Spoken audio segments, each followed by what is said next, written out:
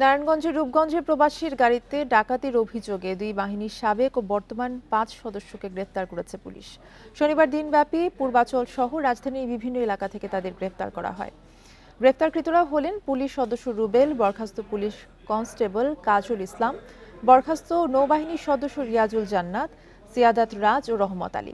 ভুক্তভোগী প্রবাসী জসিম উদ্দিন জানান, বৃহস্পতিবার ভোরে এয়ারপোর্ট থেকে গাড়ি নিয়ে নিউ মার্কেটের এলাকার বাসার উদ্দেশ্যে রওনা হন তিনি।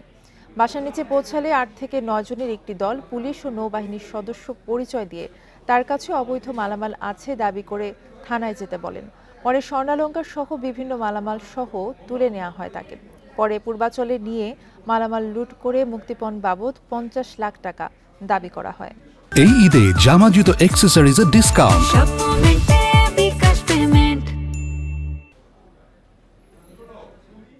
অভিযান চালিয়ে মিরপুর থেকে আরও ৩ জন আর এখানে 2 জন, মোট 5 জনকে আমরা অ্যারেস্ট করতে পারি।